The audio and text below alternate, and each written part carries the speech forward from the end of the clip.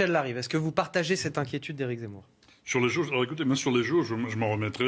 Sur les conditions, sur les jauges, sur les conditions de la campagne, sur plein de. Moi, j'ai pas eu le retour de la réunion. Vous étiez peut-être plus informés que moi, mais je crois qu'il fallait quand même se réunir pour savoir et pour surtout acter le fait qu'il faut que cette campagne présidentielle se déroule de la meilleure des façons possible, de la façon la plus démocratique possible. Et indépendamment de cette concertation, comment vous souhaiteriez la voir se dérouler, cette campagne? Est-ce qu'on doit instaurer des jauges? Est-ce qu'on ne doit pas instaurer de jauges?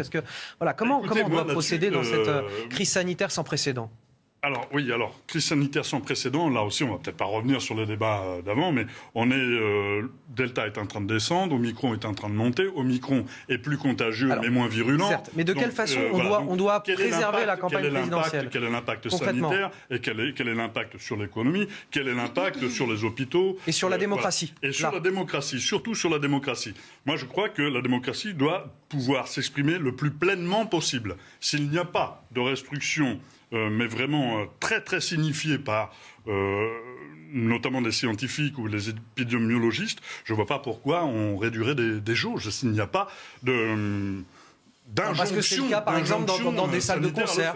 On est très bien pour les meetings. Vous allez demander de faire tester les gens avant les meetings, je sais pas, par exemple. C'est pas moi qui vais décider. C'est quoi, c'est la loi? Non, je pense d'abord qu'il va falloir écouter effectivement les scientifiques et ensuite décider. Je veux que cette élection se déroule le plus démocratiquement possible. C'est-à-dire que la parole de tout le monde puisse être entendue. Vous voyez, par exemple, quand on voit notre président de la République est un président candidat, il a forcément un temps de parole, et notamment on l'a vu dans ce qu'il a fait, il a des temps de parole qui deviennent des meetings que nous n'avons pas. Nous n'avons pas ces meetings télévisuels.